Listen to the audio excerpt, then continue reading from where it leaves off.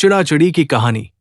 इस कहानी को कार्तिक माह की पूर्णिमा से अगले दिन प्रतिपदा पड़वा को पढ़ते हैं। कार्तिक पूर्णिमा के अगले दिन जरूर सुने चिड़ाचिड़ी की कहानी। एक बार की बात है, 4 चिड़िया थी। वो चारों ही कार्तिक का स्नान करती थी। पड़वा प्रतिपदा के दिन उन्होंने सोचा कि खिचड़ी बनाते हैं। सभी ने मिलकर घी, चावल तथा दाल का जुगाड़ किया और खिचड़ी बनाई। सबने सोचा कि पहले नहाकर आते हैं, फिर खिचड़ी खाएंगे।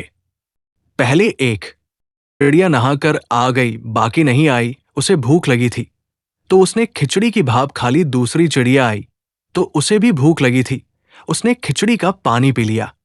तीसरी ने खिचड़ी खा ली तो चौथी ने खिचड़ी की खुरचन खाली खाने के बाद चारों मर गई। जिस चिड़िया ने भाप खाई थी वो राजा के घर राजकुमारी के रूप में पैदा हुई। जिस चिड़िया ने खिचड़ी का पानी पिया था वो कुम्हार के घर पैदा हुई। जिसने खिचड़ी खाई वो ब्राह्मण के घर जन्म लेती है और जिसने खुरचन खाई वो हथिनी के रूप में जन्म लेती है। कुम्हार की लड़की राजा के यहाँ दासी बन गई। ब्राह्मण की लड़की राजकुमारी की सहेली बनी। हथिनी भी राजा के यहाँ आ गई।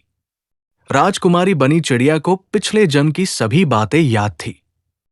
राजकुमारी का विवाह हुआ तो उसने राजा से कहा कि मैं अपने साथ इस दासी और अपनी सहेली को भी ससुराल ले जाऊंगी। तो राजा ने कहा, ठीक है, ले जाना। राजकुमारी फिर भी नहीं गई तो राजा ने पूछा। तब उसने कहा कि मेरे साथ इस हथिनी को भी भेज दो, लेकिन हथिनी जाने को उठी ही नहीं। तब राजकुमारी उसके कान में पिछले जन्म की सारी बातें कह देती है, जिसे सुनकर हथिनी अब उठ जाती है। राजा ये सब देख रहा था और उसने तलवार निकालकर राजकुमारी से कहा कि सच बता, तू कौन है नी, तो मैं तेरा सिर काट दूंगा। राजकुमारी ने राजा को सभी बातें सच बता दी। पिछले जन्म की सभी बातें सुनकर राजा बोला कि यदि कार्तिक स्नान का इतना महत्व है तब हम भी जोड़े से कार्तिक नहाकर दान पुण्य करेंगे। कार्तिक पूर्णिमा के अगले दिन जरूर सुने चिड़ाचिड़ी की कहानी।